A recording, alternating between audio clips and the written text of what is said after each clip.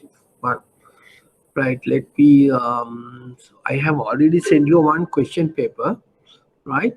I think it's available with you, and we will try to do some questions on that, right?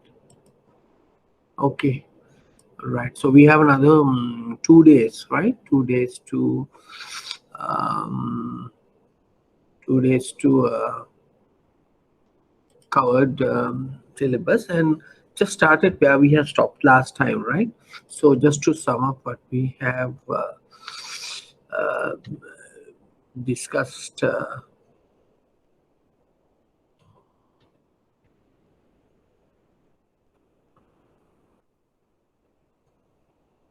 Right. Okay.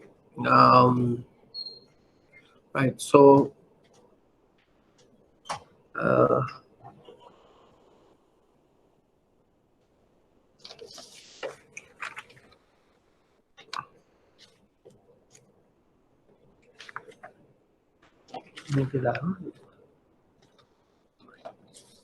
thank you.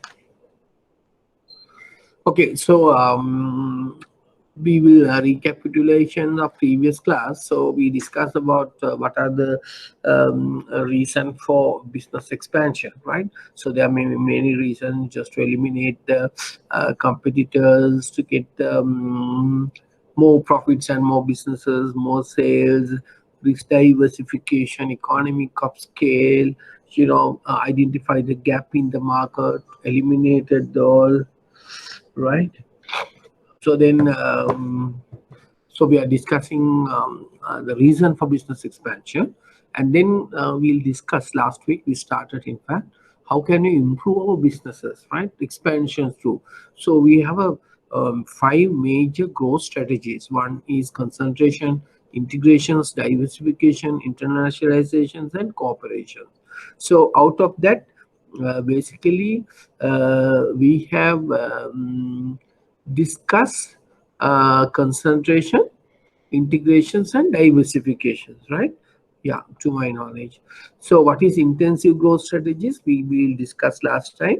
There are three type of intensive growth strategies or concentration strategies, what we call market penetration, market development, product developments, right? So we discussed the difference between these three, what are the strategies used to achieve these goals, right? Then we discuss integrative growth strategies, where we have discussed the remember the word integrative mean we are going to acquire or maybe merge with another organization, right? Can be done vertically and horizontally. So vertically, we discuss it can be further divided into two: backward integration, where you're going to take over the suppliers, and forward integrations, where we're going to talk about the distributors. Horizontally integrations mean you're going to take over competitors, right? Those are the three integrative growth strategies. And then we discuss diversification growth strategies, where we have discussed what you mean by a diversification. We are move out from the existing business, right? There are two types of diversification, where we call them as related and unrelated. So what do you mean by related diversifications? We usually call them as something which are related to your current business right now. Say for an example, we say is a concentric and conglomerate. Concentric further divided into two. Can you remember? We discuss further, and that is what you call synergistic and horizontal diversification. Concentric diversification mean further divided into synergistic. Now synergistic mean basically we talk about we are in the same market, but we may come up with producing a product, right, which is similar to, technologically related, right? So that is what we discuss is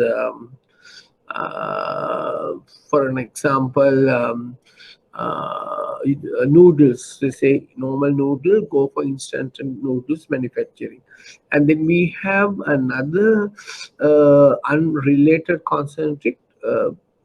Now say a washing machine. the company who is manufacturing domestic washing machines going to manufacture another competitors brands like complementary brand like industrial washing machines, right? For example, so unrelated conglomerate mean basically we move into the totally new businesses, right?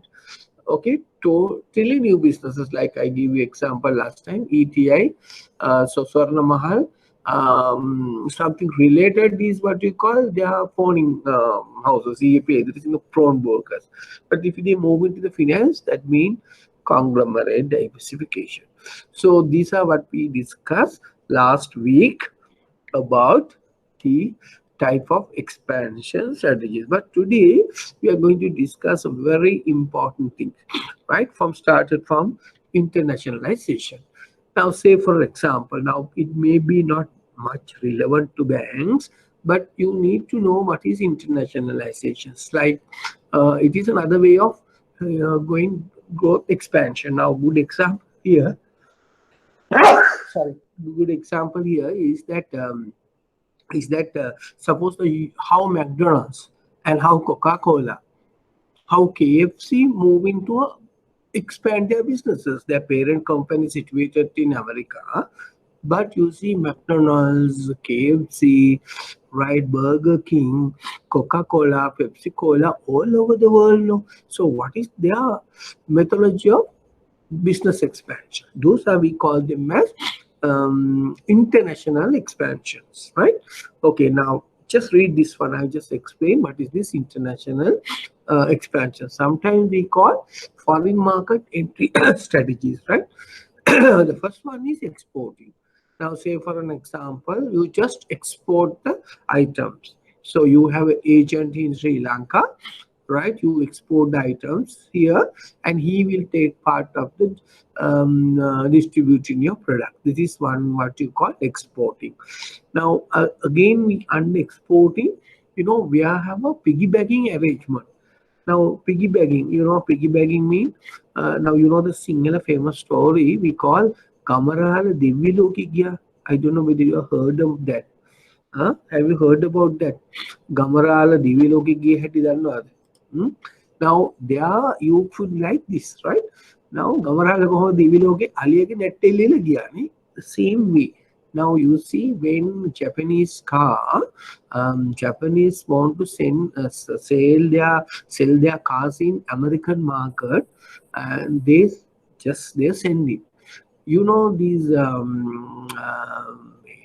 Bridgestone's tire. You know what is Bridgestone? Is a type of tire.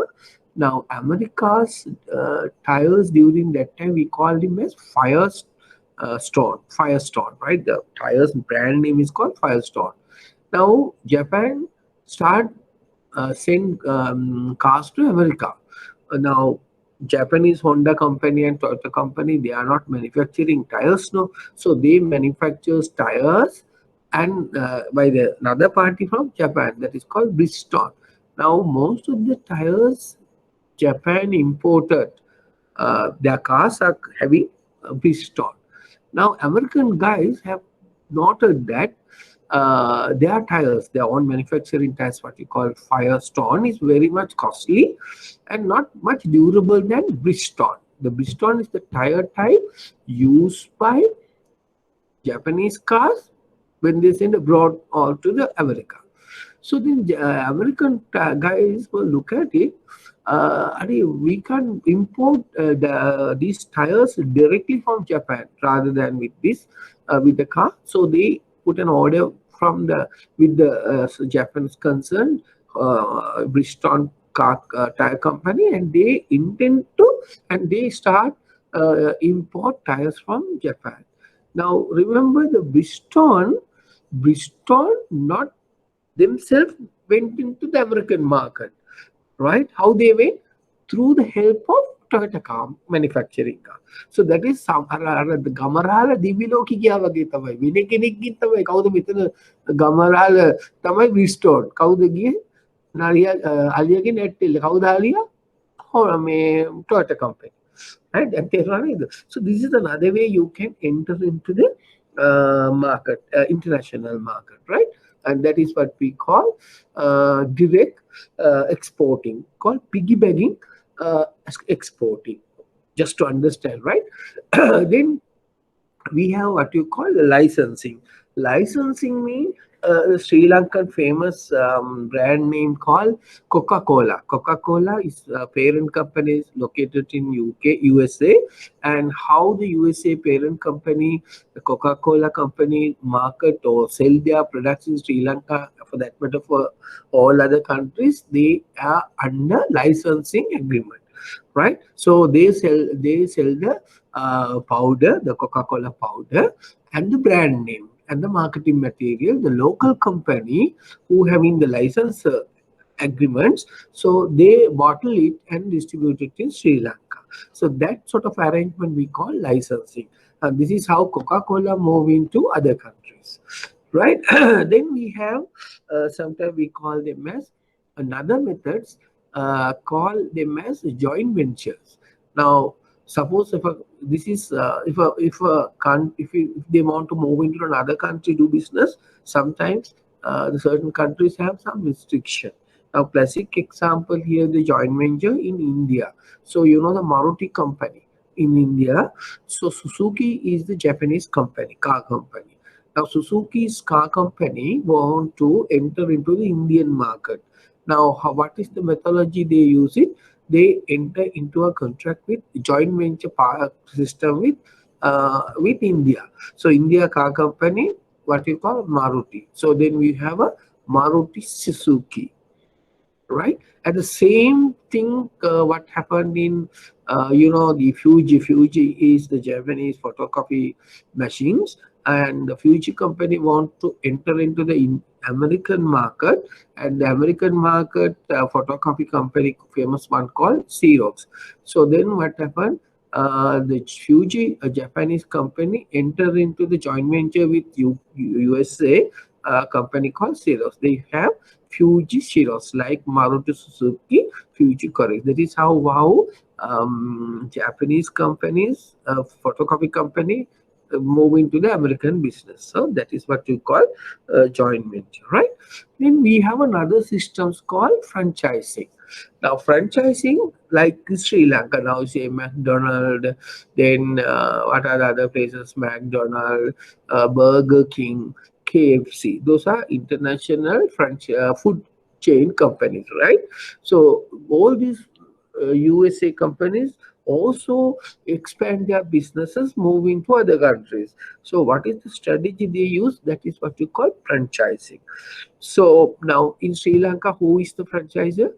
Uh, Owner of the one more, we call them as franchisor is McDonald, right? Franchisee is Sri Lanka, right? Owner of one or more McDonald restaurants, right?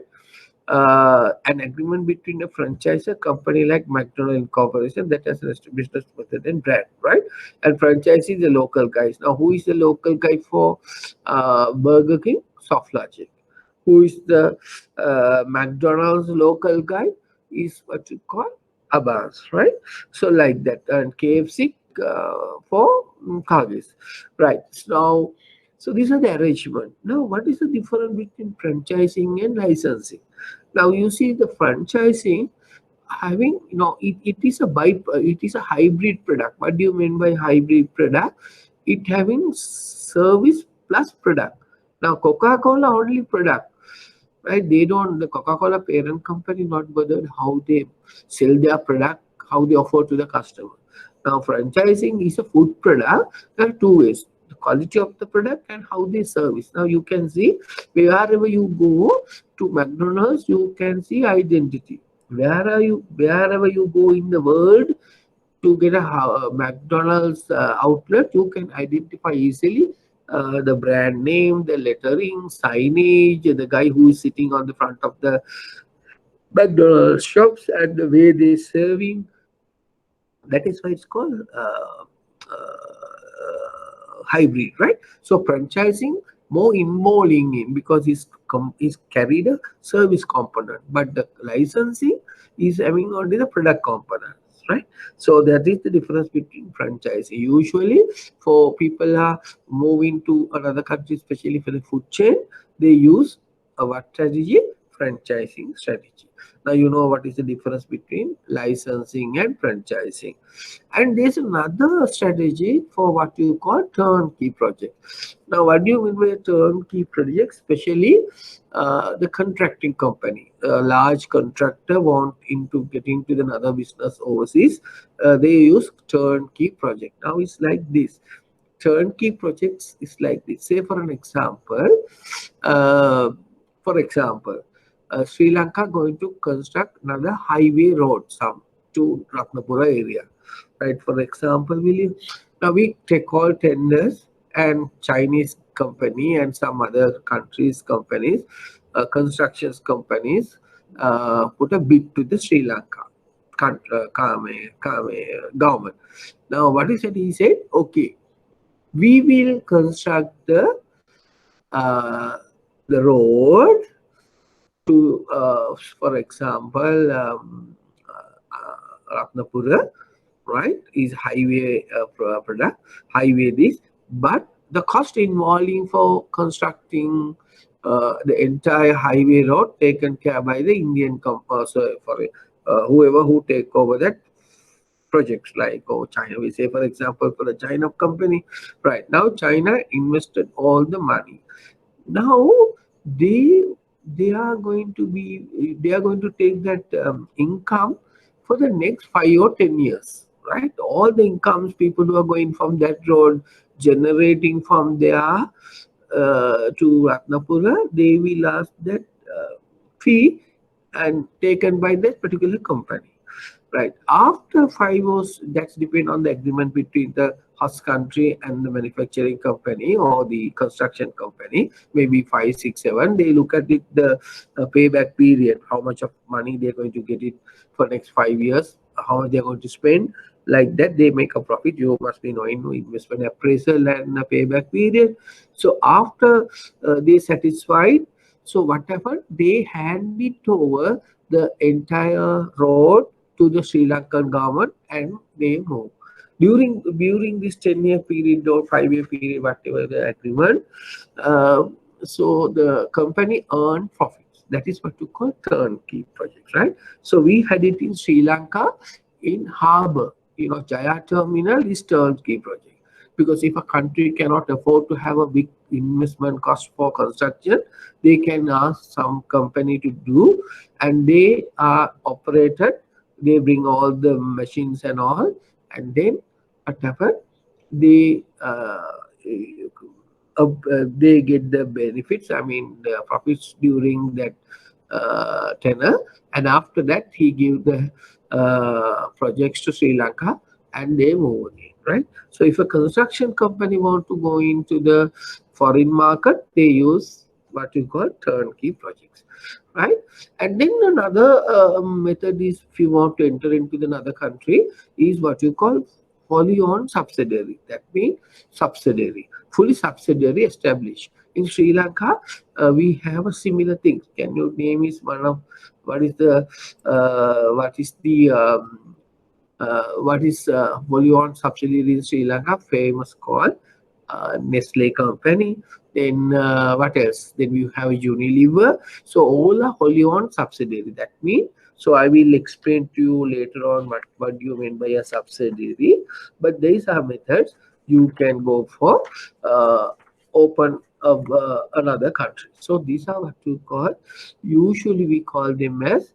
So just delete this one if you want to go through your handout. We give the brief discussion, more details about what is licensing, right, and franchising, right? So I have already explained to you what do you mean by a franchising and licensing. So these are we call them as international expansion. So a country want to enter into the internationally. So what are the methods available for them? So one is exporting, then licensing, joint venture, franchising, turnkey project, only on subsidiary. And so these are the methods you can go for expand your business, right? So now we discuss internationalization. Okay, right. Now, just look at it now. I try to give you some food for thought. Now, up to now, what we have learned, right? Uh, Inter strategies. First one, you say, I think you can do it. Concentration, right? Concentration, or what we call intensive growth strategies, right? Growth strategies. Under how many strategies we learn here? Number one, you say market penetration, right? Market penetration. The second method is market develop. Okay, right. Third method is product develop. Okay, now I think you can remember. So what is the second method we use? We call integration, right? We call integration strategies, right? So integrations we discussed, we divided into two. That is vertical and horizontal, right? Okay, right. Now vertical we divided into further two. No, what is that? Backward integration and forward integration. Right. Now, if you can remember like this, okay. What is the third strategy we discussed? Diversification. We discussed diversification strategies, right? So diversification further divided into two. Further, I don't know.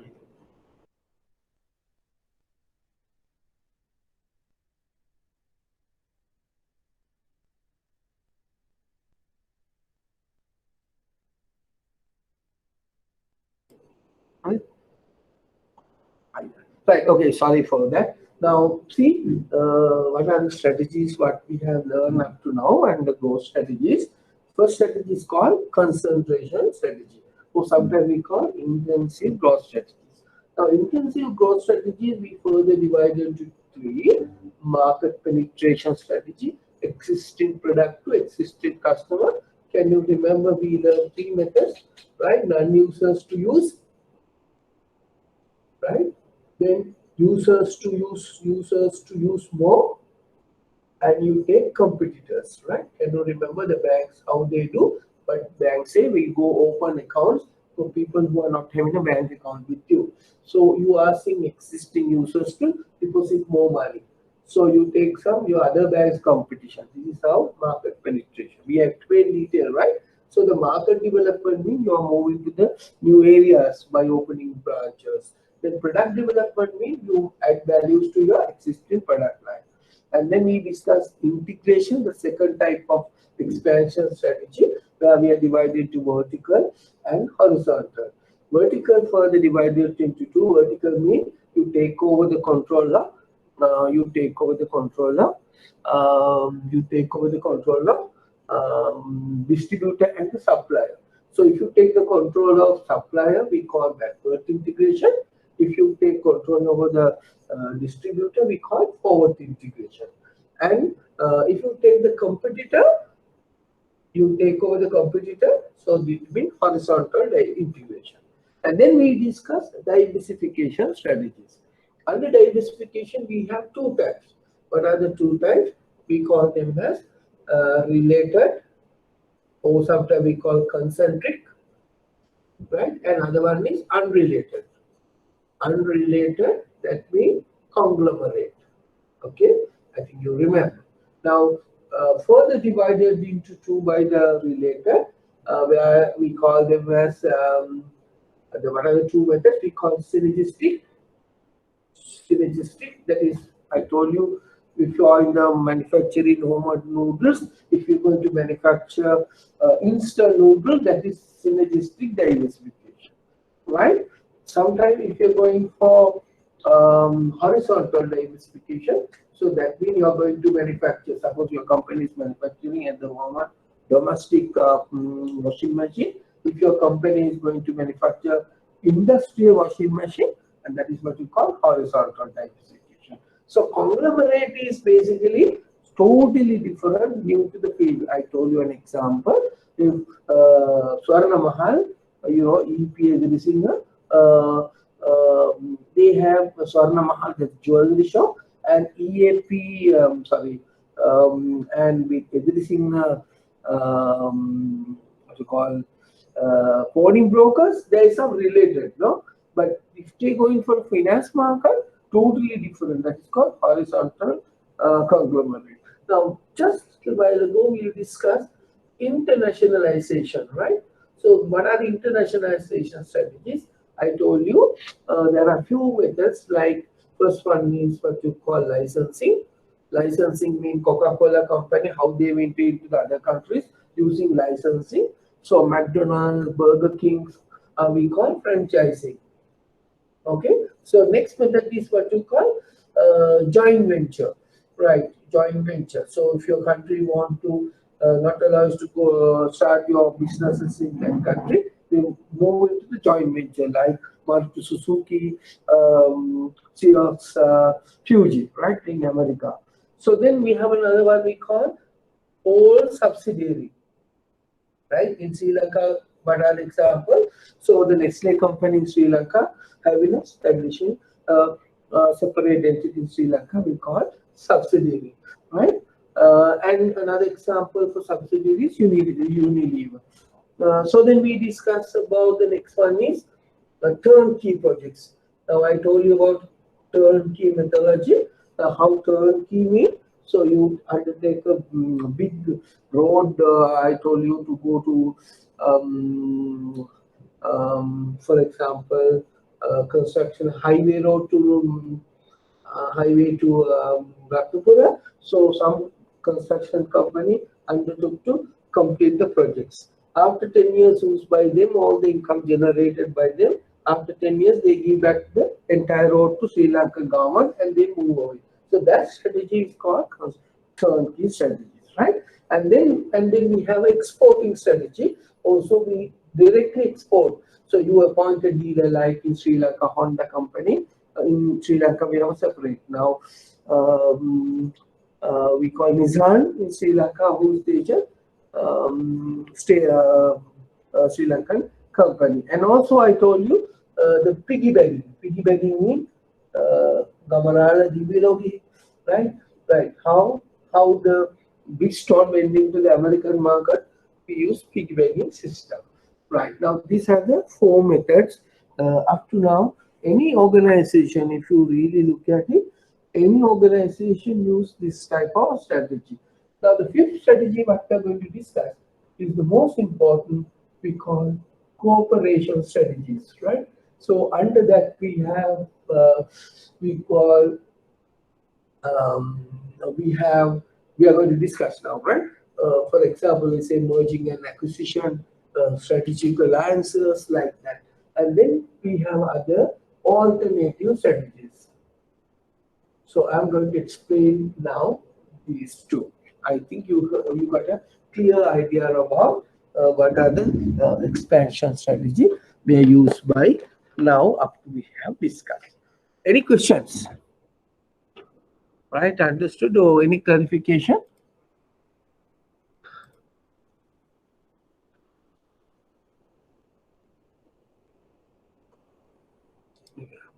Right. Any questions now up to that point before we move into the cooperation strategies? Any questions? Right? Any questions you want to clarify? Right. Okay.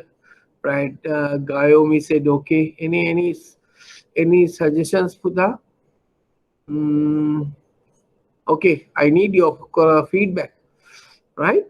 Arosh, okay. Gayomi said okay. Then Nellaya, Patum, ST, Sachinta, all are got correctly? Right. Okay. Thank you. So now we then move into the okay. Now we move into uh, right. Now we move into right. Oh, right. We are moving to cooperation strategy. So first one, what you call strategic alliances, right? Now, strategic alliance basically is a partnership between two or more firms developed to achieve their specific goals, right? And in Sri Lanka, in banking sector, we had a very can anybody tell me what is the strategic alliance Sri Lankan banking industry is having? Can anybody tell me? I don't know whether I told this one last time. But it's all banks in Sri Lanka, because both are benefited. Bank also benefited by entering into the strategic alliances, as well as that particular company also benefit. I know you know very well, but when I explain to you only, you get what to know. But other than that, can anyone tell me? All banks in Sri Lanka heavily use one company to get benefited to our give benefit give services to our customers. What is that company? All banks are entering. Huh? It is managed by basically. Huh? Yeah, good. Lanka, not bank insurance, but this is Lanka Pay, right? Lanka Pay, good. That is Lanka Pay, because what they are giving us, huh? They are giving us the common ATM platform. Sorry, but they also earn some profit the moment the customers are do some transaction through the our their out banking network. So they will get the commissions. Bank also get a commissions, and customer also benefited. Now, a good example in Sri Lanka is, as some of you have correctly pointed out, it is a good example for strategic alliances basically in Sri Lanka for banking businesses, Lanka Pay, or what you call settle here some, right. Okay, so then strategic alliance is a partnership between two or more. So both companies are trying to improve your businesses cooperatively, right? Okay, that's the first one. What is the first strategy comes under cooperation? In that case, what you call strategic alliances, right? Okay. Now, next one. Your companies work together. So please read it. I just want, there are some advantages as disadvantages of strategics. Strategic. So the best thing is strategic alliance is mostly used by organization where you can't compete each other, right? දැන් කම්පිටිටර් කෙනෙක් එක්ක ගහ ගන්න බැරි නම් මොකද කරන්න? උත් එක යාළු වෙන එකයි. That's the best thing, no? So if you have a competitor, so you look at it to overcome him. If not, what is the best strategy you can use it? You can use it. The best important thing is the what you call create a strategic alliance. So, Sati, you happy, I am happy, right? Also, so remember that if you can't fight with your competitor, so what is the best strategy you can use it for strategic alliances rather than fighting, killing both you all. So why don't you get together and come up with business strategy, right? Okay. So next strategy is the most important strategy what we are going to discuss, right? I think now the Sri Lanka Central Bank of Sri Lanka, they were initiated this one earlier, but with the government change, it was not under that drive, but may consider again because in Sri Lanka, you see the banks and the finance companies is too much of Sri Lanka, right? So therefore they may look at it merging or consolidating those banks in Sri Lanka, right? So let me explain now. It's a very famous exam question now these days.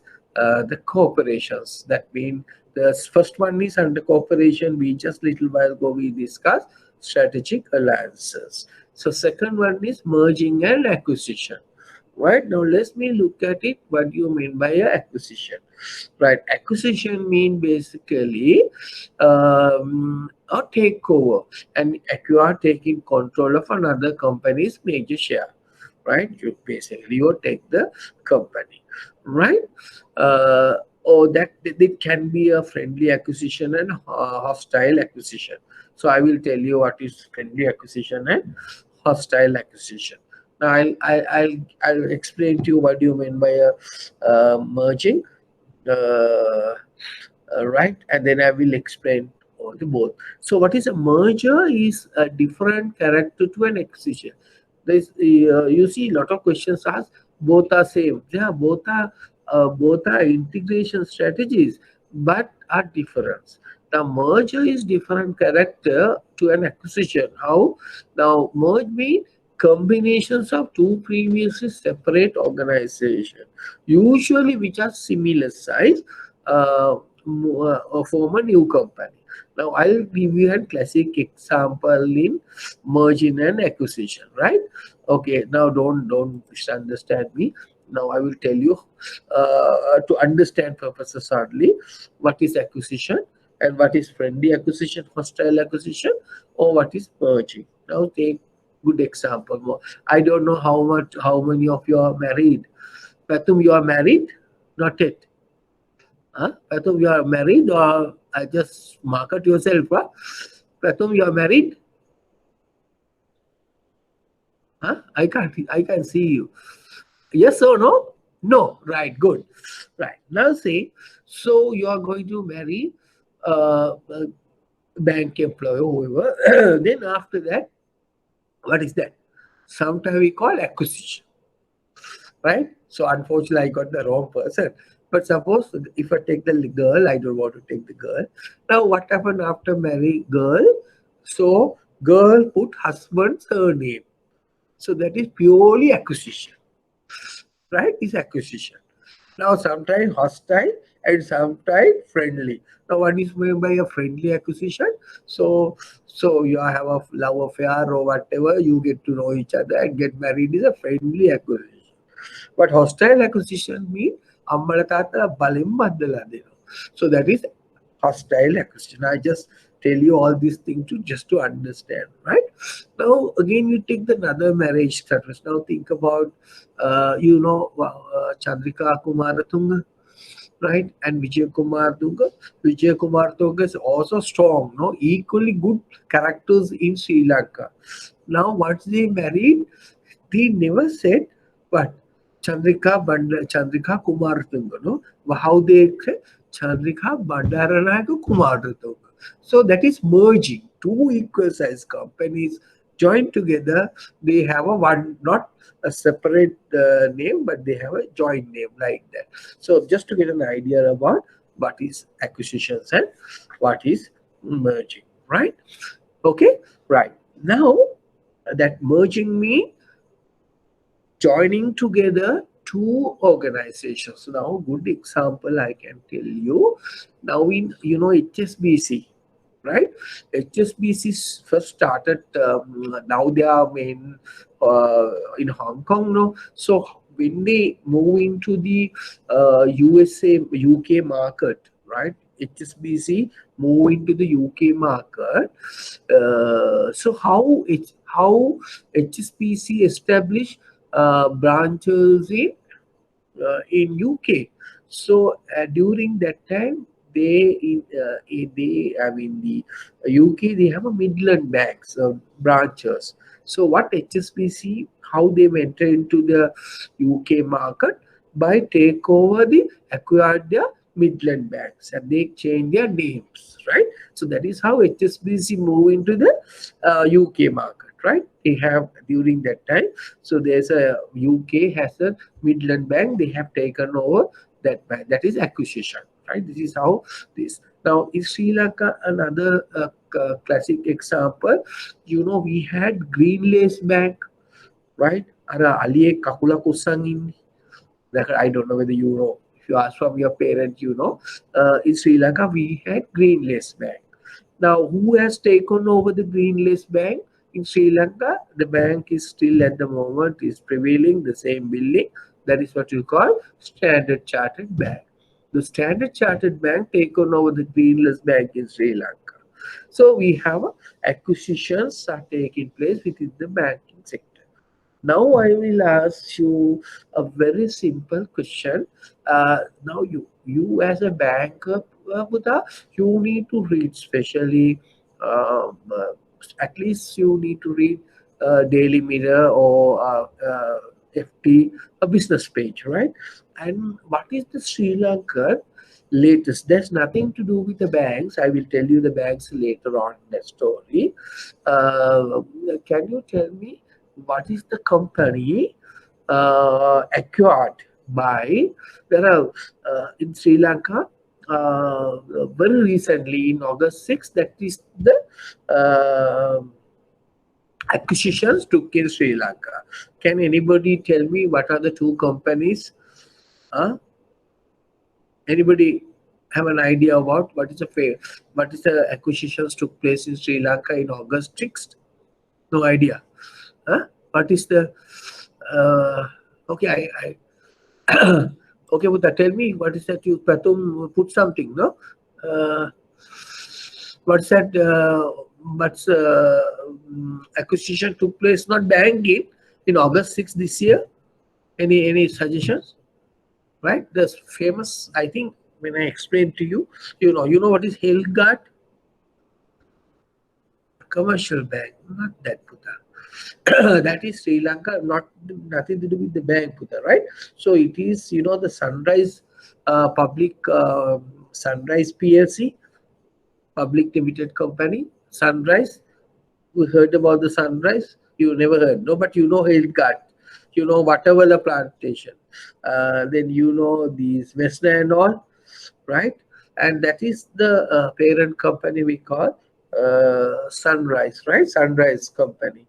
And the Sunrise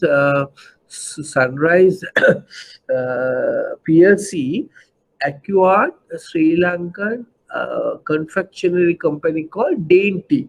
Dainty bubble gum toffee that.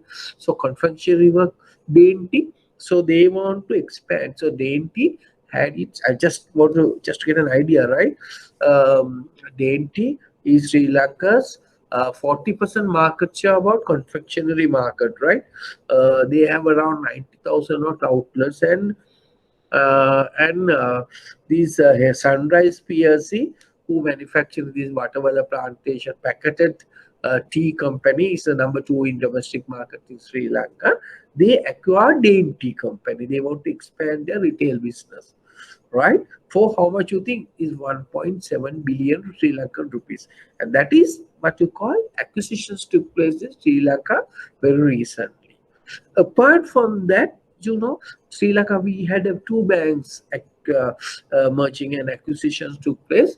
The Sri Lanka, the National Savings Bank of Sri Lanka, National Savings Bank acquired but Sri Lanka Savings Bank. But once the moment you acquired, so Sri Lanka Savings Bank become National Savings Bank.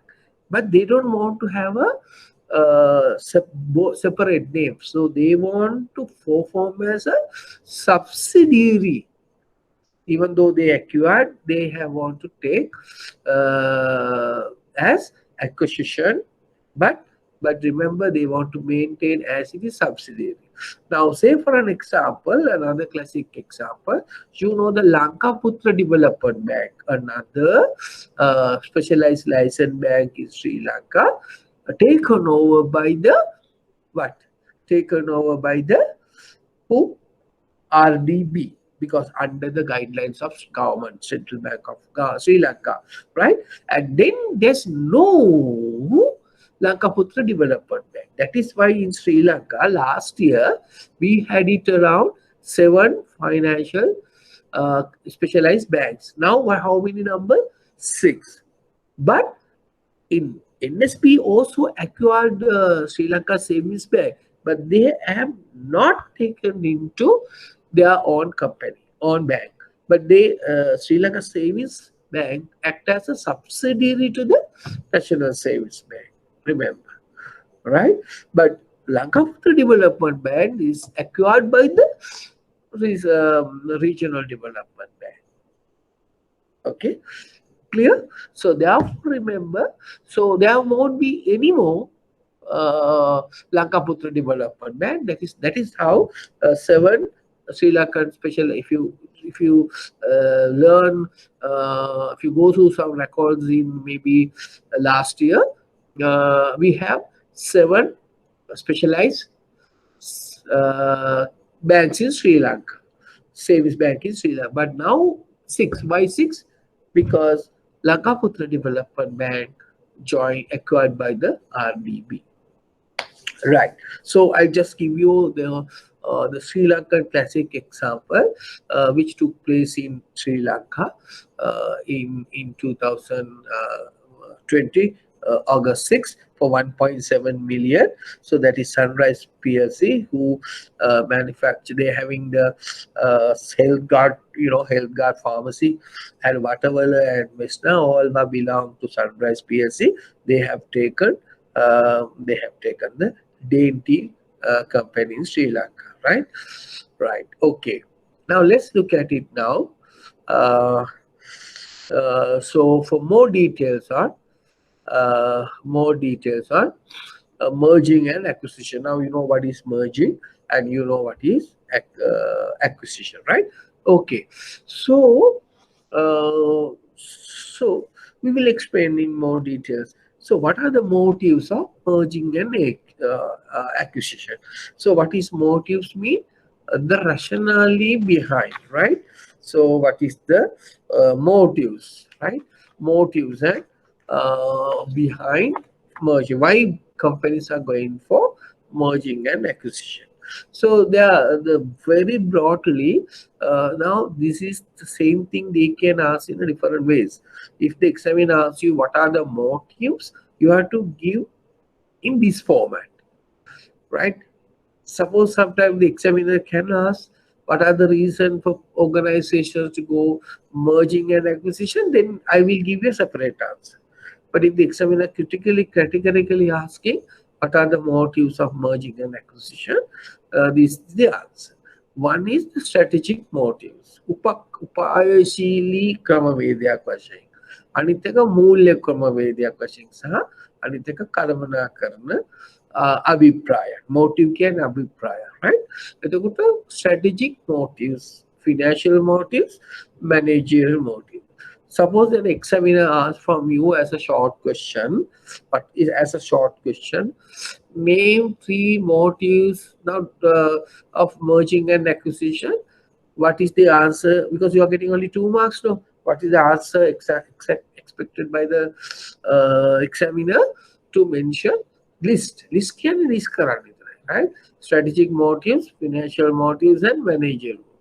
ඉතින් අපේ දැන් හුඟක් පඬිත ස්ටුඩන්ට්ස්ලා ඉන්නවනේ අපි හුඟක් දන්නවා කියලා එක්සැමිනර් පෙන්නන්න යනවානේ ඊට පස්සේ මෙයා මොකද කරන්නේ ස්ට්‍රැටජික් මෝටිව් එක එක්ස්ප්ලেইন කරන්න යනවා ෆයිනෑන්ස් මෝටිව් එක එක්ස්ප්ලেইন කරනවා and how many marks you are going to get 2 marks you have to look at it how many marks suppose if you get a 5 marks you have to explain if the examiner asks you the list especially on the first question so just put that's enough.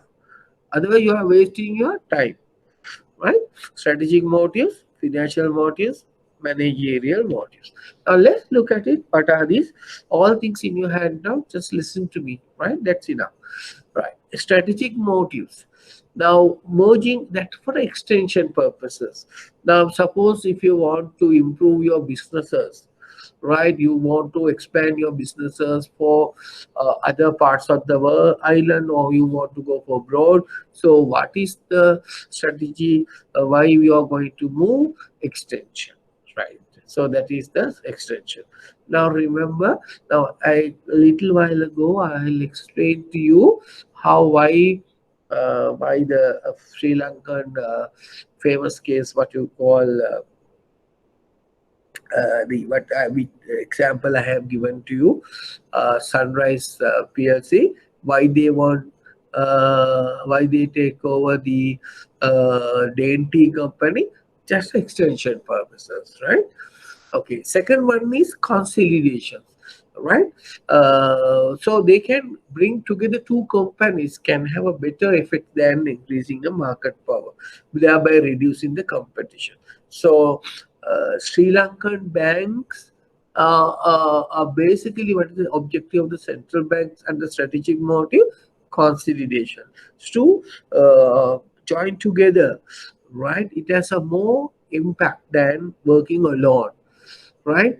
Consolidate the competition in an industry. So small, you can absorb any unwanted shocks prevailing in the external environment, right? And things like that. You can improve your efficiency, right? You can develop your bargaining power with the suppliers because you are consolidation. So second reason for strategic motives is consolidation, right? Third one, capabilities. Now, what is capabilities? Lead to increased companies' capabilities within their own portfolios. Organization work together so you can do more than better. So, what are the three type of strategic motives we explained? For extension, to improve your businesses in geographical areas, for consolidation purposes, to together, and also improve your capabilities, right? uh, Strategic motives further divided into two: extension purposes, consolidation purposes, and capabilities purposes. Clear? Then we look at the financial motives. Why people are going for merger and acquisition? Due to financial reason. So, okay. So the important thing is effective to bring together strong balance sheet with another company that has a weak balance sheet. Suppose your organizations, everything is good, but your balance sheet is weak. Suppose if you are go with another high balance sheet, so that means, so you are strong, your weak balance is automatically converted to strong balance sheet. So therefore you can obtain loans, you can build up the investor confidence, you can ask investors to invest your money, like that. For that purposes, for financial efficiency, to improve your financial efficiency, to especially organization who have in a weak balance sheet can go for organization with having a strong balance sheet. So that is another reason why merging and acquisitions are taking place. Then the next one is tax efficiency, right? Now, sometimes there may be a tax advantages from bringing together different companies, right? Profits or tax losses may be transferable within an organization in order to benefit from different tax regimes. For tax purposes, is a financial motive. People may go for merging and acquisition. And also you see asset tripling or unbundling. Now, now sometimes whose underlying assets are worth more than the price of the company as a whole, and this makes it possible to buy such companies and rapidly sell, unbundle different business to various buyers at a substantially high process. Right. Now it's like this: asset tripling or unbundling mean some of the assets is very valuable, some of the assets, but it won't give any profit, but assets are value. So therefore, some organization high asset value can go for merging and acquisition to improve their asset base, right? So there are three reasons why again we can go for financial motives. What are the financial motives? Like what we explained in strategic motives. Strategic motives three: what is extension purposes, consolidation purposes, and capabilities. Now, financial motives also three types. What are the three types? To improve the financial efficiency, improve your balance sheet, and to get the advantage of tax efficiency. Third one, to get advantages of assets, right? So these are the three reasons comes under the financial motives. Third one is what you call management purposes, motives. Now, what is for that is for two reasons mainly. One, for personal ambition. There can be several ways that acquisition can satisfy their personal ambitions, right? So they want to go for or get a more managerial know-how, right? So people want to get a more managerial know-how, value creation. So they may go for personal ambitions purposes, right? And bandwagon effect means, sometimes some organizations management want to join as another reputed organization. Now, say for an example, say you are working for, say, good example. Now, I will tell you a good example. Now, say Sri Lanka Savings Bank, Sri Lanka Savings Bank, and who taken over by National Savings Bank. So the people who are in the Sri Lanka Savings Bank, the employees are very happy taken over by them by the National Savings Bank. Or maybe they may more happy if their bank of Ceylon is going to take over, right? Like that. So what is that? So that is they are improve their bandwagon effects, right? That is what we call bandwagon effect. So therefore, altogether, by merging and acquisition taking place to fulfill the three type of motives, right? What are the three type of motives? One is basically for strategic motives. Under that, we discuss three things. What are the three things we discuss under strategic motive? Extension, consolidations, and capabilities. And then a second motive, we going for merging and acquisition for financial purposes, financial motives. Under that, we discuss financial efficiency. If you have a bad balance sheet, so if you want to make it strong, you can go for merging and any financial efficiency. Second one, get to obtain the tax concessions, tax efficiency. Third one, we call to improve your asset base. Then the third motive we explained a little while ago, what you call managerial motives. Under that, what are the areas we discuss? Personal ambitions and bandwagon effects.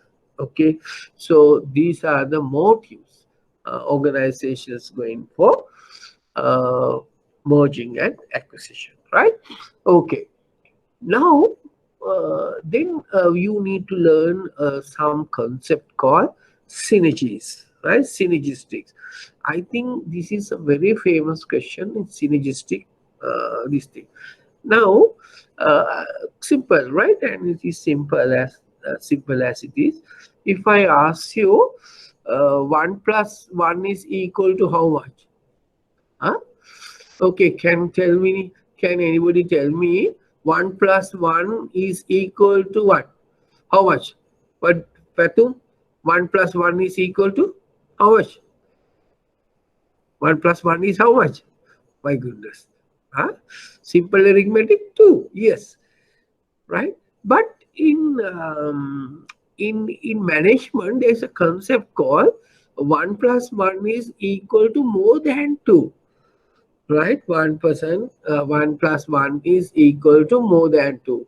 Not in the arithmetic way, is a management theory, some management concept, right? I think some of you may be Buddhist, some of are not Buddhist, but I think you may heard about the Buddhist story called Vadujatike. වඩු ජාතකය මතකද අර වැද්දා නේද වඩා මේ කුරුල්ලෝට දැලැද්දාහුවාම කුරුල්ලෝ එක එක්කෙනා වෙන වෙනම නැගිටින්න පටන් ගත්තා. එතකොට හරි ගියාද වැඩේ? නෑ නේද? එහෙනම් මොකද කළේ? ඊට පස්සේ මොකද කළේ? කුරුල්ලෝ ටික ඔක්කොම එකට දාපුවම ආවම පස්සේ what happened? අර දැල එහෙම් පිටින්ම උස්සන් ගියා කුරුල්ලෝ. That is mean one, the summations of individuals is more than the individual effect. So that is what you call in management theory is called the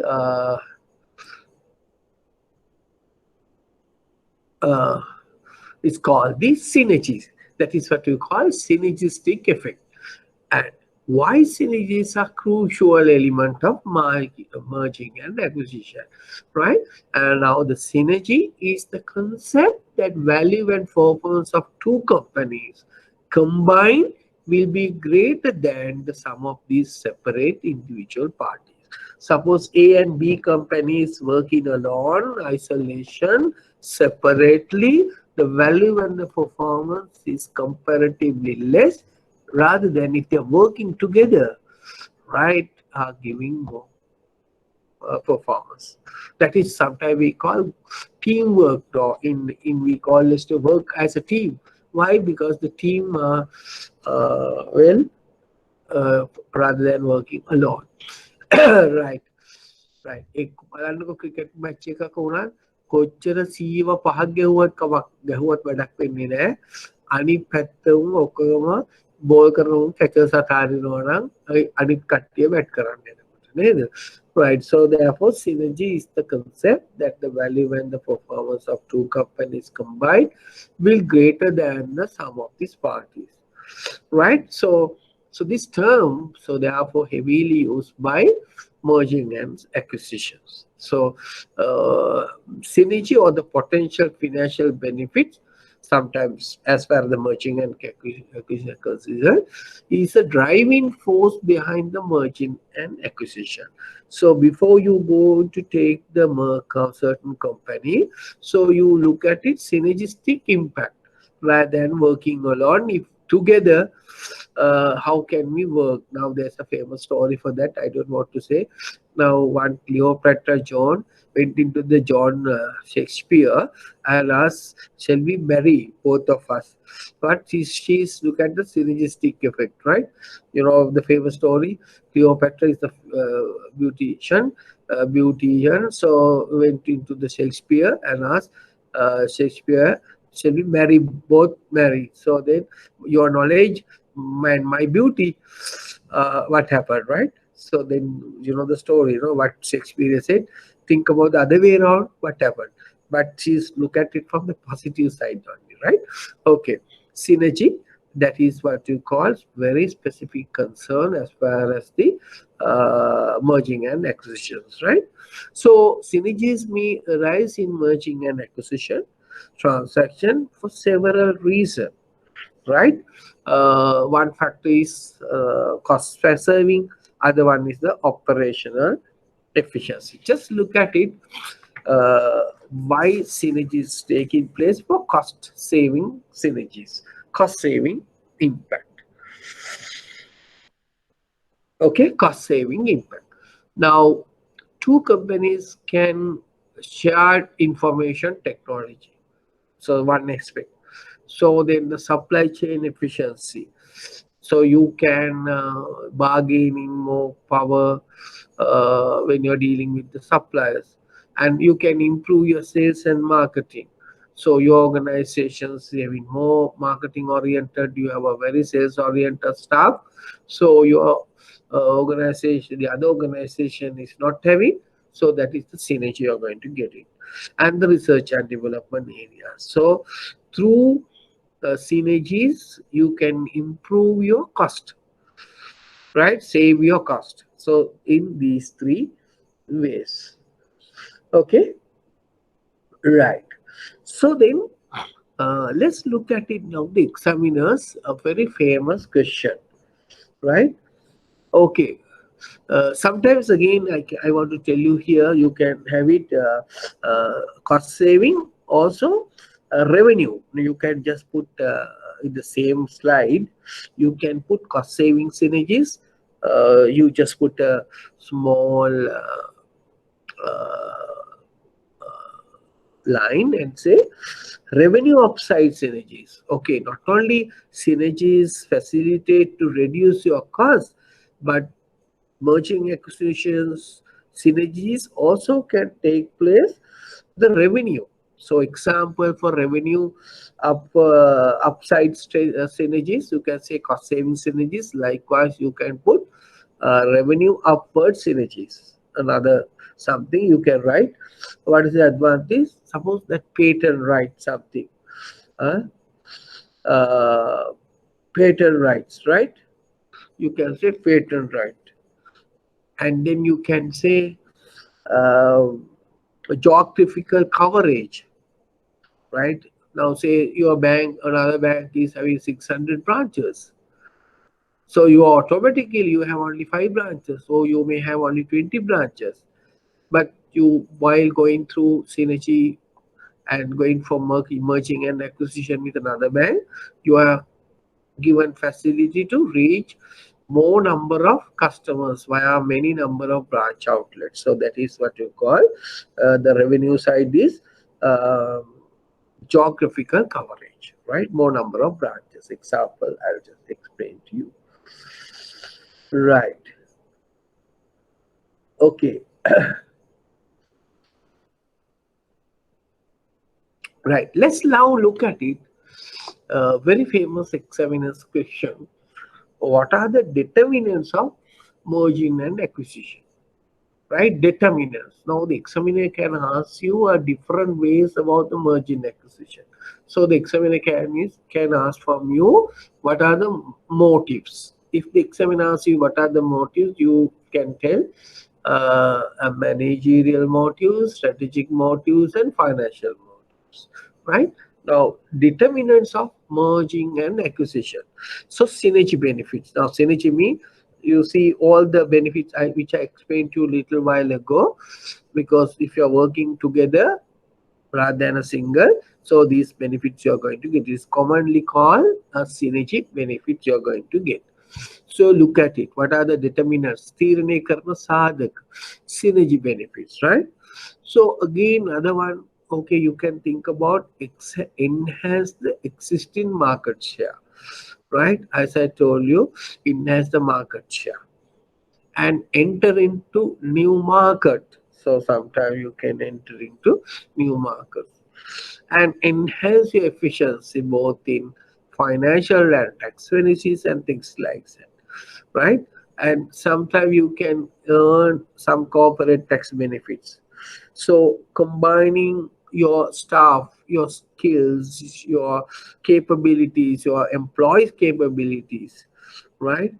And also sometimes maximum utilization of your assets and capacity. But at the moment you are not maximum utilization of your capacity and assets, right? And also enhance investment opportunities. You can do that. Now, good example here. If I tell you, National Savings Bank uh, acquired the uh, Sri Lanka Savings Bank.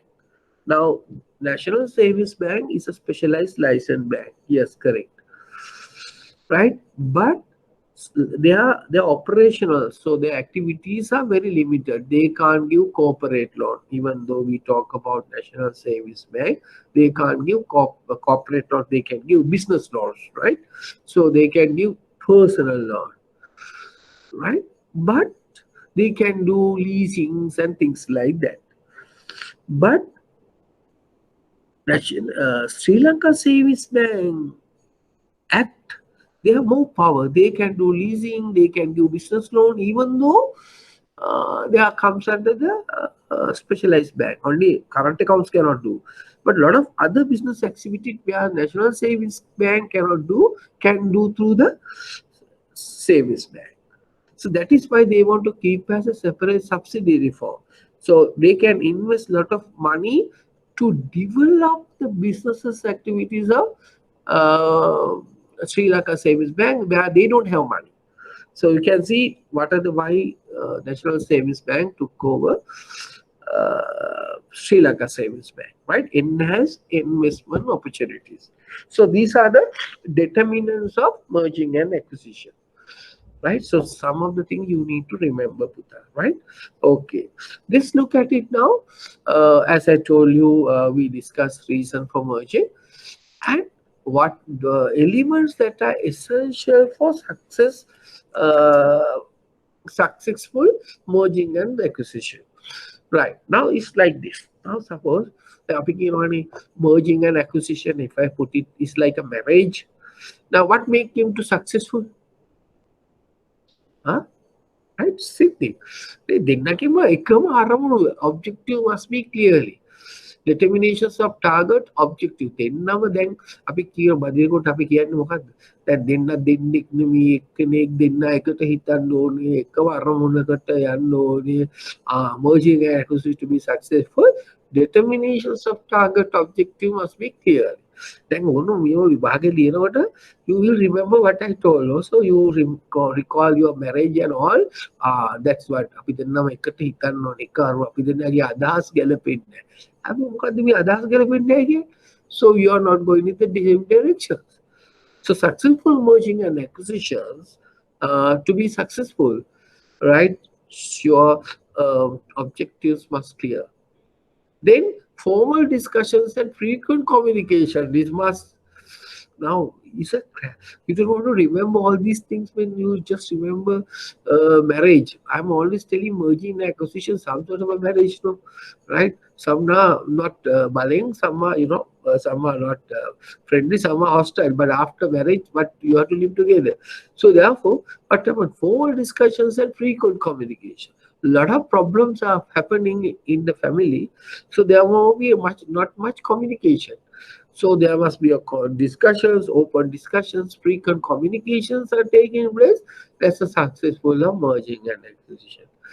And also in-depth analysis of data quantitative. And this is important, especially the financial, how you manage your salary, right? These very important things. So managing an acquisition is investment. So therefore you have to see how you manage your financial quantitatively, especially, and in-depth analysis of the data qualitative culture. So you look at the fitting, right? Again, culture fit strategic fit and also you look at it, determine the transaction value. Now that of course you have to think second for marriage, but there's a transaction value also involved. So determining the transaction value and determine the method of financing also. කොහොමද මම මේ merger and acquisition එක කරන්න යන්නේ? From where I'm going to get the money. That part we are going to discuss in details, right? Now that is what you call leverage buyout. Whether ණයට අරන් මගුලක් කනවද ආදි වශයෙන්, right? නැත්නම් තීන සල්ලි වලින් මගුල කරනවද? So determine the methods of finance. How we are going to take over that particular company on where? From your own money or you borrowed money. So that is called leverage. We are going to discuss later on, right? How we are going to effect the transaction. And important thing is continuous monitoring, and also you look at post merger results, so post acquisition results after marriage. So whether things are happening nicely, so going to be happen at the puluwanda. So these are what you call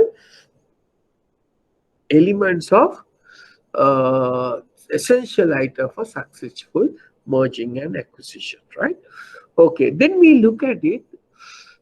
All benefit we have, look at it, right? All success factors we have determined, but right, all ඔක්කොම බලලා හදහම් බලලා පොරොන්දු බලලා ගැලපෙන බලලා ඔක්කොම බලලා සමහර divorce වෙනවනේ. Same thing. Why? What are the common reason for marriage, merging and acquisition? Right? Why a lot of merging and acquisitions are failure? So that's lack of social and cultural fit. Right? And then ekinig full හොඳට අඳිනවා අරයා කන්සර්වේටිව් දෙයක් කචල් fit වෙන්නේ නැහැ. එක්කෙනෙක් කොට ඇඳගෙනවා අරයා social habit ගැන ළමයි එක කතා කරනවා නයිට් යනවා ක්ලබ් කරනවා. So there is a cultural fit, cultural issues. So lack of social and cultural fit, right? The organization's culture are different from merging company, another company. And also a lack of fit in the management style. So some organization is having, the bureaucratic type structure. One is called as, democratic, more pessimistic or structures, styles, management style, leadership style. Those are not matching these two companies, right? That's the issue. Then too much complication in setting goals and missions. So why you're going to marry me? So too many complicated, too many aspirations, right? It's not matching the goals, visions, and the missions of your organization, right? There may be a drastic changes, right? You know what you mean by a goals, mission, vision now, right? Okay. Then second one, inability to meet obligations. Both parties, wife not the you know දෙම භාර්යාවගේ ස්වාමියාට යුතුකම් සහ භාර්යාවගේ ස්වාමියාට ඒ වගේ තමයි.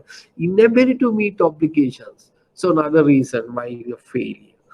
So lack of enthusiastic. So merging and acquisition බන්දට විසක් කිසිම ගතියක් නෑ නෝ. So merging and acquisition must have enthusiastic, right?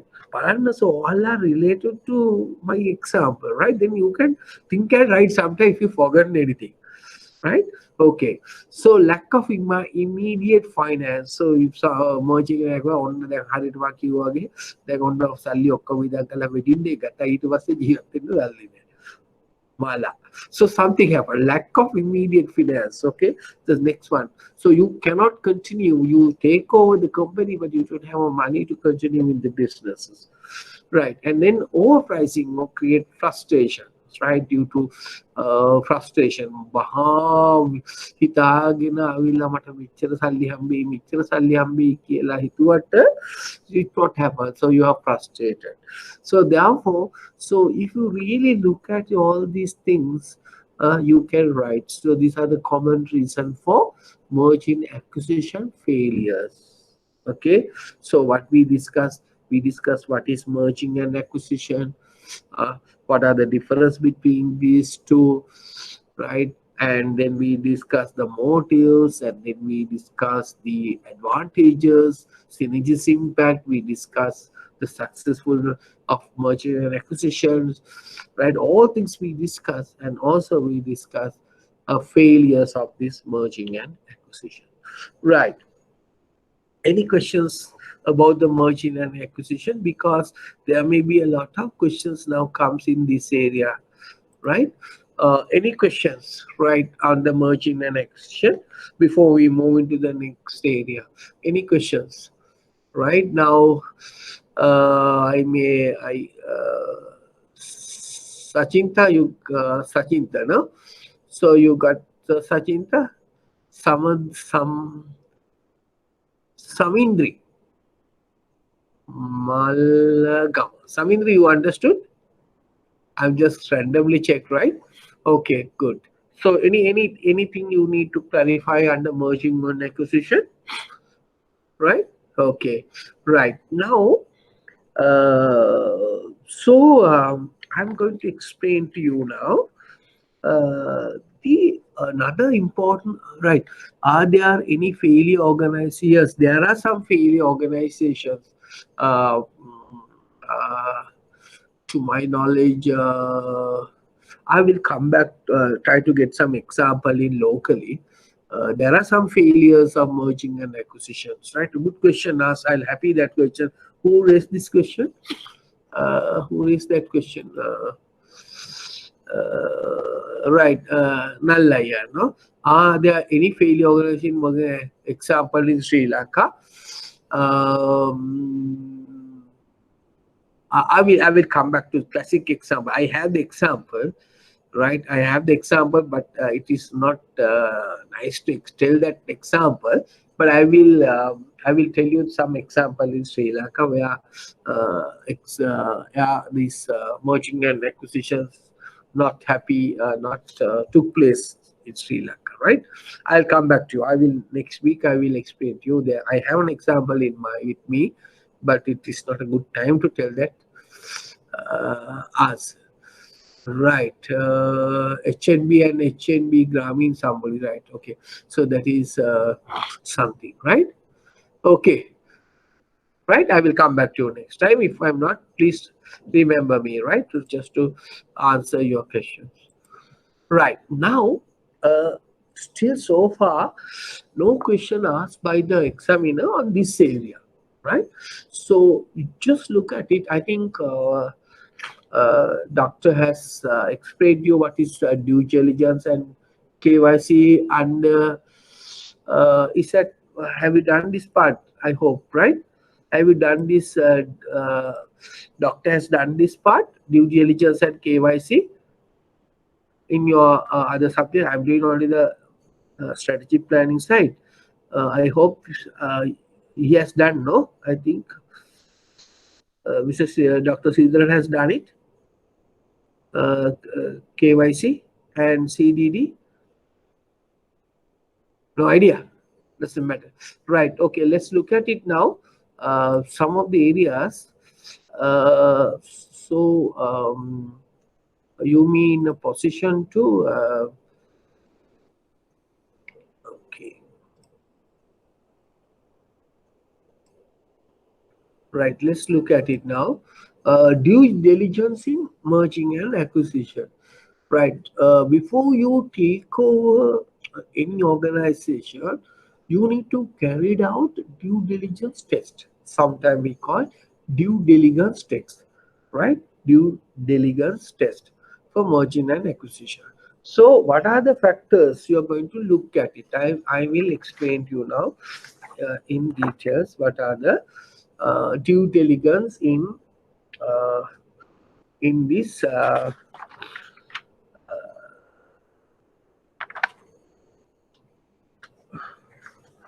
It is in your handout, due diligence.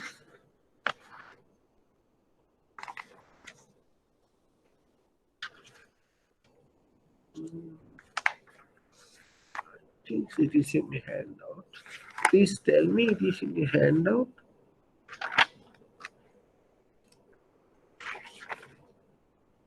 Right. Okay. It is there in your handout, page number 30, right? Okay. Due diligence is there, right? Uh, just cover 2, 3 slides. Your slide is there, right? The slide is there. Please refer to that slide. Maybe just move another 2 page, and you can see due diligence, right? It is there in your handout. I thought it's not incorporated, but it is there, right? Okay, let's look at it now. Due diligence. Now, examiner can ask from you. Still no question asked from next in this area. What sort of due diligence maybe look at it before you take merging and acquisition? Now, there you are look at it strategic fit. You look at it all the aspects, right? Before you get married. Now, මේ වගේම තමයි. Now මේකත් හරියට බදින්න ඉස්සලා හොයා බලනවානේ කරුණු. Right? අන් ඒ වගේ විස්තරයක් දෙමාපියෝ බදින්න යනකොට ළමෙක්ව ඒ ළමයා ගැන හොයලා බලනවා. ඒ වගේ තමයි. So we need to carry out due diligence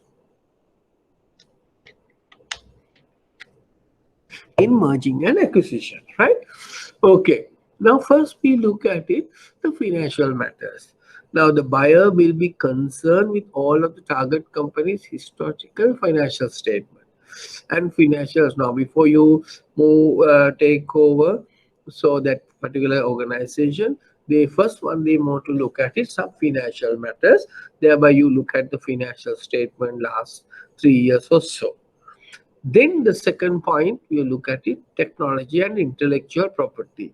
Very interested in the extent to quality of the target company's technology and intellectual property. To what extent they are technologically driven? Are they having any intellectual property? Right, some patent rights or something, we look at it. Second point. Third, we look at it, you need to understand the acquiring company's customers. What is their customer base? Now say how many accounts now for a bank, how many accounts they are having, number of customers, like that we are going to look at it. Third point.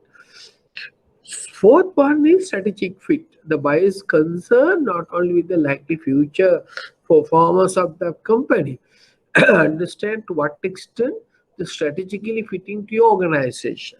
Like අපේ කියන්නේ දැන් බදිනකොට කියන්නේ අපේ පවුලට ගැලපෙන එකෙක් තෝරන් දෙමෝපිය හැමතිස්සෙම කියනවානේ ඕගොල්ලන්ට නේද අපේ යාළුවලාට කවක් නැහැ අපේ පවුලට ගැලපෙන එක්කෙනෙක්ව තෝරගන්න කියලා. අන්න මොකක්ද ඒ කියන්නේ strategically fit. Right, strategically fit. ඒ වගේ තමයි merging and acquisition බලන්නකො ඔක්කොම එක වගේ නේද. Then material contracts, one of the most time consuming but critical component of a due diligence. All material contracts and commitment of the target company, right? What do you mean by contracts? දැන් මෙයා දාලා තියෙන contracts මෙයා තව කෙනෙක්ව බැදලාද කලින් ඒ වගේවත් හොයන්න ඕනේ කාත් එක්ක හරි යාළුවලා පොඩි පොඩි හොයා බැලීමක් කරන්න ඕනේ, right? මොනවාද මෙයාත් එක්ක තියෙන අනිත් contracts.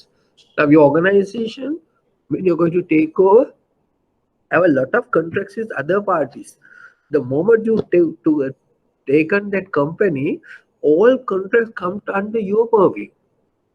So therefore, so you need to look at it. What are the contracts your buying company is going to had it with other parties? So it may have a bad impact with yours, right? Then what are the employee management issues? Oh, Ali staff එක දින්නේ. So you're going to look at it. All employee management issues, right? Employee issues, are there issues? You're going to take over, you're going to take unnecessary burden.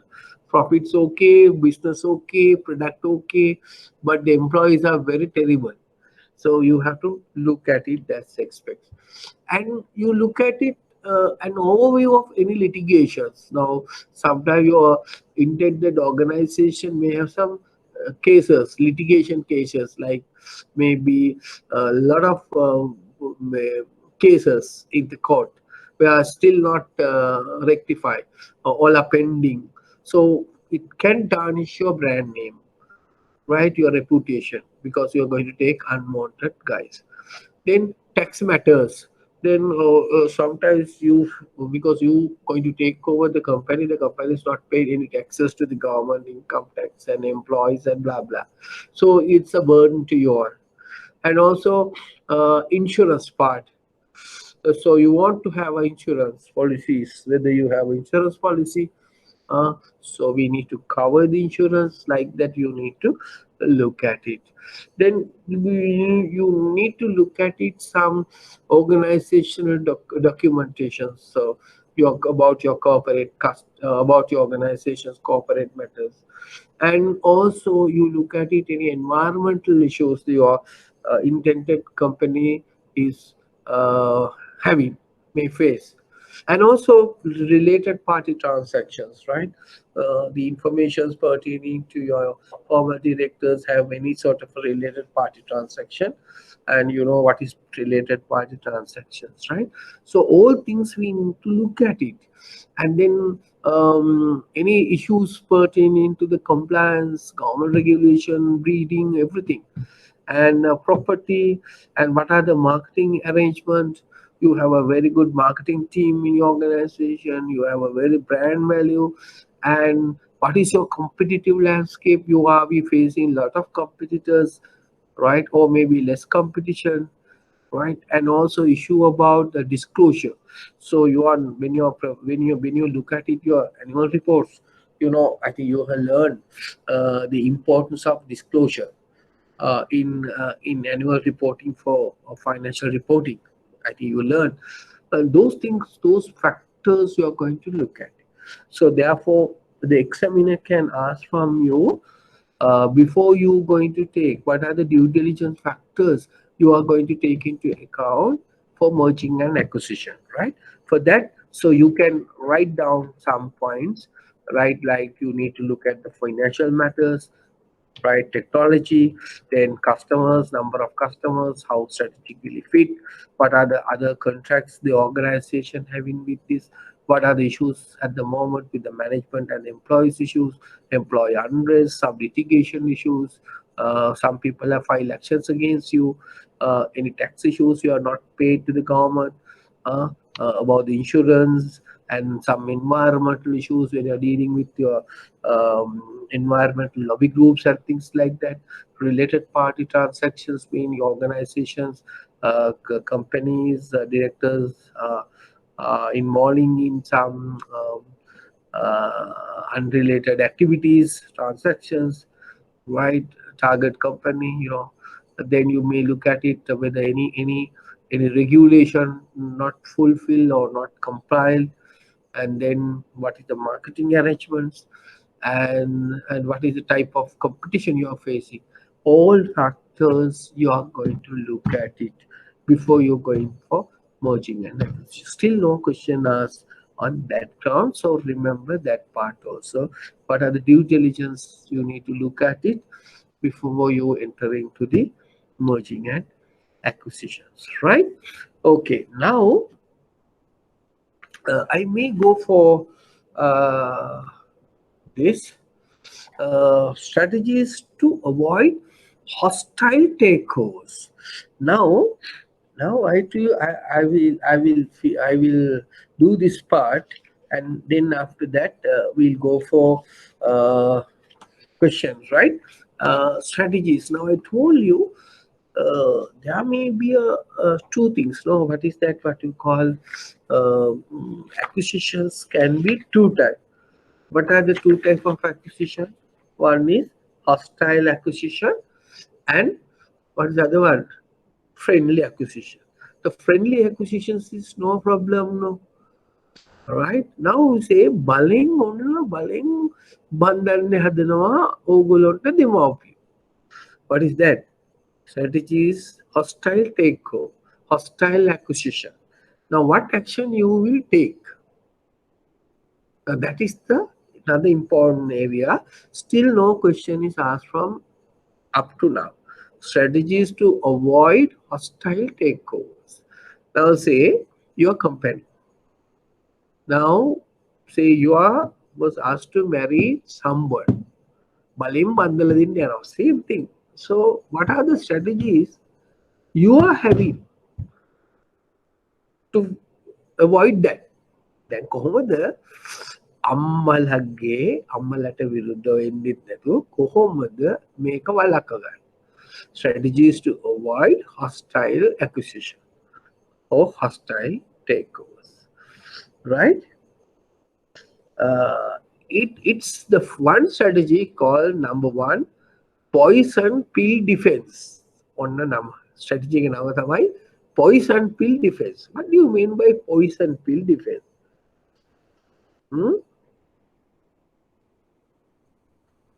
Now, all these strategies are, we call them as, right? All these, it is a form of defense, right? What you mean by hostile strategy is a form of defense attack utilized by the target company to prevent or discourage attempted to hostile takeover, right? These are what you call. So if the examiner asks you what do you mean by here? Hostile strategies, right? So therefore, so how you one strategy you call poison pill defense. Now, what is poison pill defense mean? So make it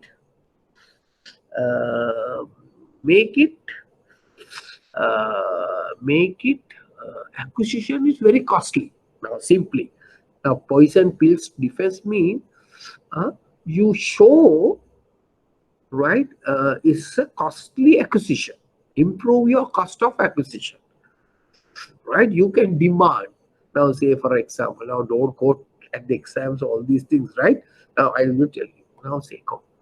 හරි ඔයා මම මදින්න ඔයා මට මදිනවා නම් මට මගේ ජීවිතේ මෙහෙමයි මට මේවා ඕනේ අරවා ඕනේ මේවා ඕනේ මට වැඩකාරයෝ තුන් දෙනෙක් ඕනේ තව මොනවාද ඕනේ තව මොනවාද කියන්නකෝ බලන්න ඕනේ වැඩකාරයෝ මට තුන් දෙනෙක් ඕනේ මට කාර් එකක් ඕනේ පයින් යන්න බෑ මට මේ රෙදියෝ දාන්න බෑ මට වොෂින් මැෂින් ඕනේ මට අරවා මේවා whatever අර ගන්න ඉන්නේ මිනිහා කපු මේ ගෑනි වරම් මට හරියන්නේ නැහැනේ cost එක වැඩි අන්න this is what you call poison pill defense poison කරනවා මිනිස්සයා එතකොට cost එක වැඩි කරනවා so your acquisition cost going to go up, right? So make it very costly. That is what you call poison pill defense, right?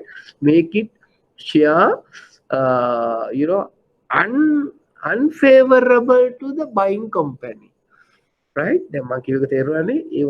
So make it very costly.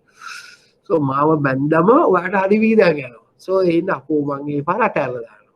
So that is the strategy. Poison pill defense, that means your acquisition cost try to improve, try to increase. Cost of acquisition increase. Right. So that is what you call poison pill defense. So second strategy mean, if I explain to you the white knight defense, right? White knight defense. What is white knight defense? White knight defense කියන්නේ is like this. Now හොඳට අහගන්න ගම්මි කියනවා, right? දැන් ඔයා කියනවා තාත්තට තාත්තේ මං ඔය මිනිහනම් බදින්නේ නැහැ. නැත්තම් ඔය ගෑණි නම් බදින්නේ නැහැ.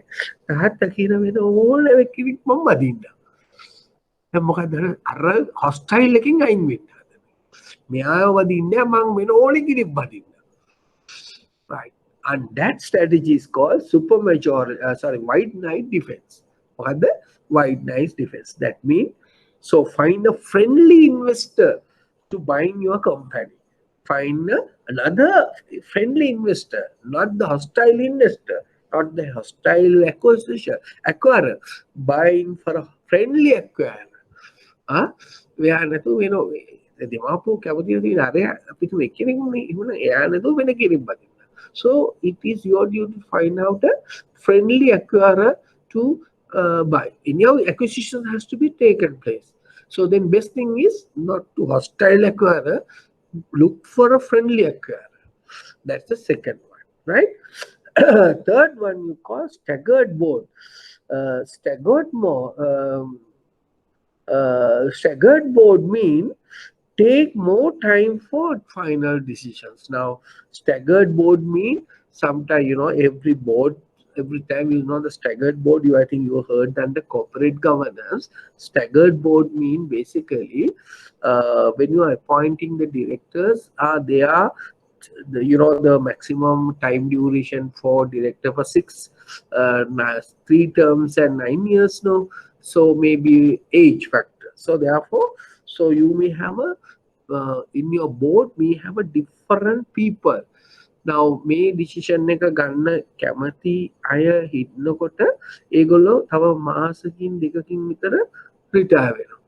එතකොට so that interest from other board members are not there, right? So you try to change the compositions of the board. So that is what you call staggered board, right? Staggered board strategy.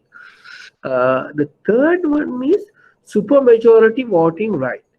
Now, supermajority voting rights mean basically you are trying to convince. Right now, say for an example, then තාත්තා කියනවා බදින්න කියලා. දැන් තාත්තලා කොච්චර අම්මලාට කිව්වත් මේක අහන්නේ. මේක එපා කියන්නේ. එතකොට ඔය අම්ම මොකද කරන්නේ? තාත්තලා අම්මලා ඉන්ෆ්ලුවන්ස් කරන්න පුළුවන් කට්ටියට ගිහිල්ලා මේක කියලා ඒගොල්ලෝ මාර්ගෙන් අම්මලා තාත්තලාට කියන්නේ. Same thing.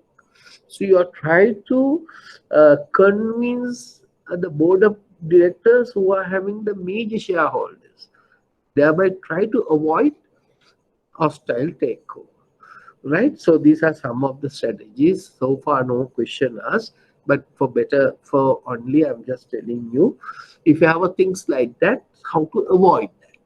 What are the strategies you are going to use? So other diverse count levels mean some part you are going to sell it. Golden parachutes mean pitting in own American. So don't worry about that. At least you remember poison pill defense, staggered board, white knight defense, and supermajority voting right. That's more than enough. At least for 3 is enough, right? Poison pill defense, supermajority voting right, white knight defense. You can easily remember now. You need to remember the names, right? White knight defense mean rather than hostile acquirer, you are buying find out a friendly acquirer. So poison pill defense mean make it costly. Staggered board mean, so if you have a staggered board, so every year the directors are changing, your decision is acquiring decision is a board level direction, right? The decision acquiring is a costly decision, because therefore it is go to the board level, right? Right. Okay, so that's part about talk about the strategies. So then we are going to discuss another alternative strategies. So that we will discuss next week. Now, okay, I hope you understood at the moment. Okay, let me now. I have sent you an question paper. Can you take that question paper, Puta? Please. I think you all are having, no? Now, this question paper, right? With this question paper, uh, uh, having my own questions, and all the questions, right? These questions is consist of this question paper having my own questions, as well as all the questions came in 2014 September up to 2019 September. All the questions came under my subject area, which I teach in you, is covered, was given in these questions, right? Clear? Understood? Right? So if you can answer to this question, and this question, once I completed, you in a position to answer any question, right? Okay, so these questions, question number 6 is 2014 September. Question number 7 is 2015 March. Question number 5, 2017 March. Question number 8 is 2015 September. Question number 10 is my question. And question number 9, some questions 2017, 18, 16, like that. And then question number 4 is March 2018, September 2000, all 2019, right? Okay, first now, we have not done this part. Okay, I've just, okay, now I will take some questions and we try to discuss the answers, right? Okay, let's look at it now. Question first, part A. You know our exam paper, no? Now I keep on telling you, if you can answer your question number, first question more than 10 marks, 10, 12, 14 marks, definitely you pass the exam. I'll guarantee. First question, right? Okay, take the part 1, part A.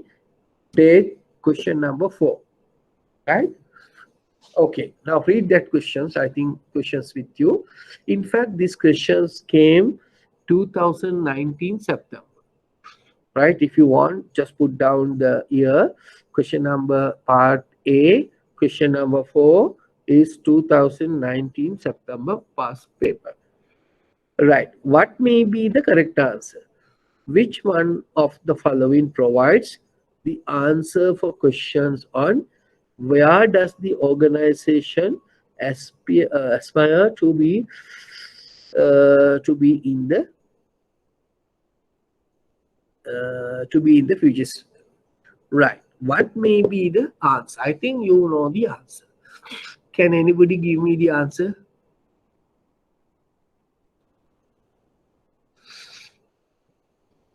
Right? Anybody?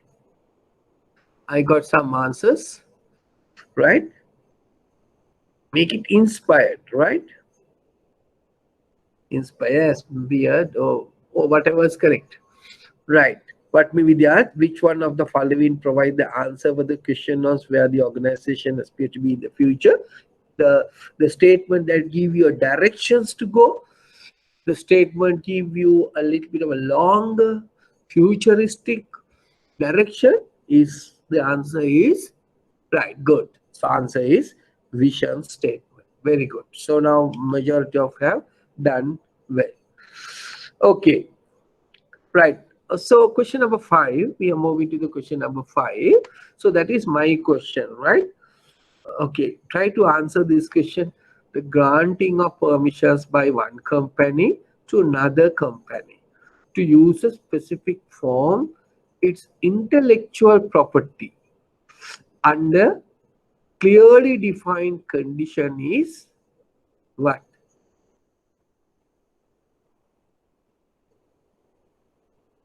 What be the correct answer? Intellectual property. Question number 5. Whether it's a licensing, strategic alliance, joint venture, franchising, licensing. What may be the correct answer? More correct answer is licensing. Okay, correct. Right. Answer is licensing. Right. Okay. So we'll do some questions, right? Where we have done it, right? Uh, okay. Now take question number 11. Question number 11 and possible 2019 question. Or then ඒවා කළාම හරියට දාගන්න. එතකොට we know we have done කියලා, right? Okay.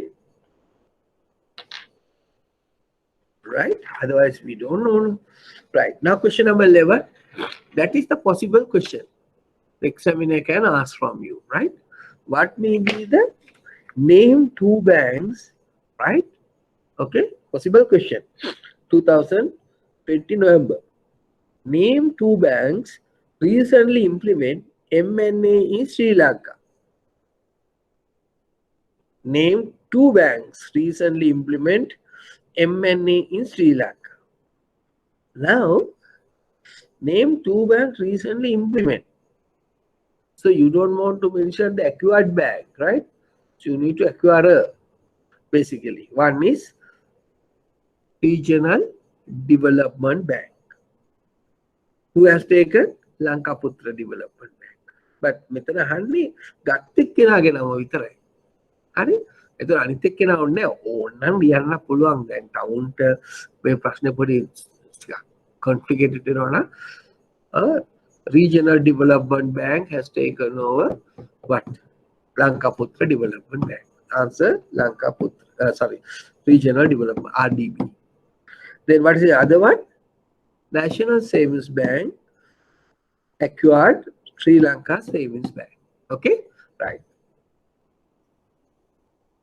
Right. අර මම දුන්නේ DNT ඕහන එකක් නෑ මොකද ඒක දුන්නේ just to understand but which is relevant to us can ask. Okay. Then we'll ask, right? Some of the things what we have learned. Right. Okay. You can answer to this. 24. 24. 24. 24.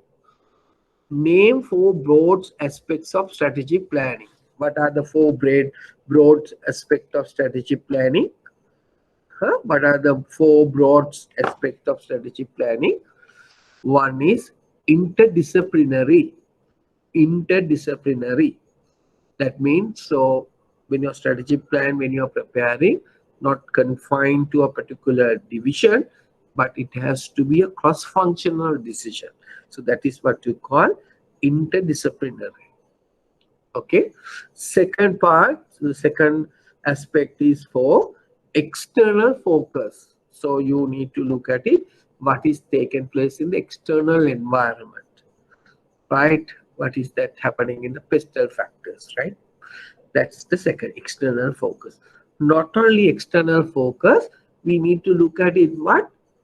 Internal focus, whether we have enough resources, right?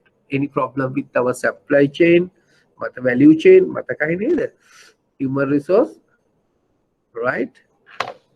Mata kaine, and the functional areas. Three internal factors: functional factors, value chain, and the next one is we discuss the resources, right? So that is external focus, internal focus. And the fourth point is having a look at it all, what you're going to look at it, future. The fourth factor is called broad aspect is future direction. Future directions. Okay. Right. So we will do some questions, right? Some questions then and there. Then we move into another. All this question paper we try to do, right? Okay, and we go for part B. Part B. Part B. Right. Part B. Right. Take the part B and long question. There may be a questions can ask. Okay. Which answer to this question? First one. Strategic planning and succession planning. So if a questions like this comes, you have option one side to divide into two column, right? Definitely one questions comes like this in your paper, right? It's not only my all I have given all my areas, but there may be other areas as well. One question is definitely differences between each of these two. Okay, first we take strategy planning and succession planning. You put one side strategy planning and one side succession planning. So let me explain now very briefly where you try to write down, right, quickly as possible. First write what is strategy planning. So you have to define, but if a questions come, and in fact this question is in 2019 September. 2019 September, right? This question came in 2019 September. Strategy planning and succession planning. Now succession planning, I think you have to learn under where? Under your IEABF as well as under corporate strategy planning. No, sorry, under corporate governance, right? Okay, so what is, forget about that. So we will try to answer. First, strategy planning. What are the things you comes under strategy plan? First, you have to mention the definitions. That is how you write, right? If a questions comes like that, right, you always try to put definitions first.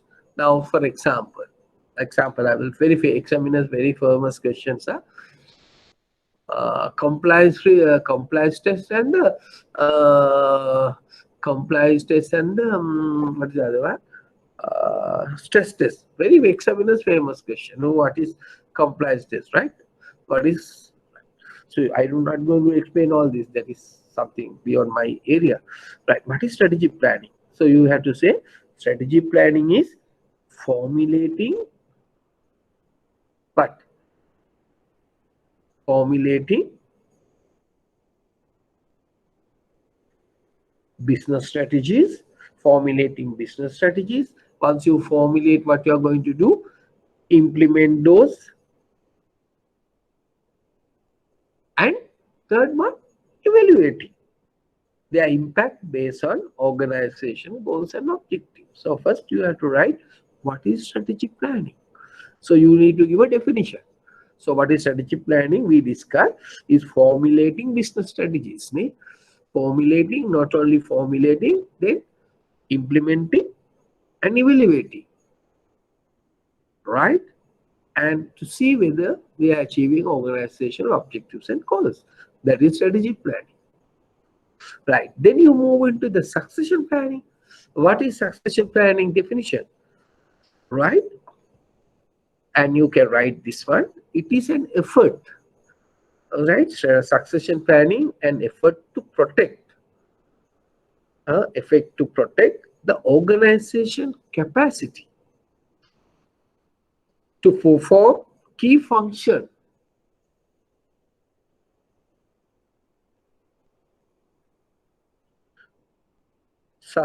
right? To perform key function, sustain important relationship,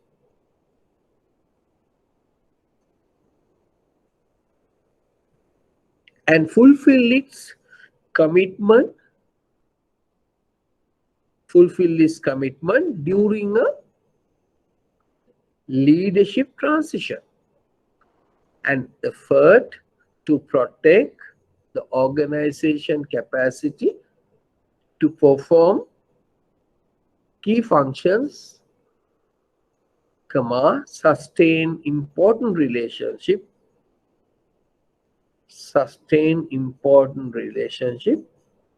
and fulfill its commitment during a leadership transition. That means basically ensure that if you have a leadership change, leadership transaction, maybe due to retirement or maybe join another organization, what is the plan you establish to refill this transition? That is what you call succession planning. Second point you can write,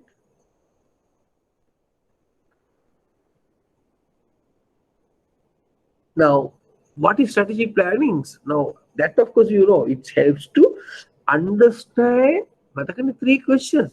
It's try to understand organizational present position and the organizations going to be in the future to achieve their objective. So it's going to be in the future, right? Three questions, right? Or understanding the current position of an organization and where such organization intend to go. That is strategy plan.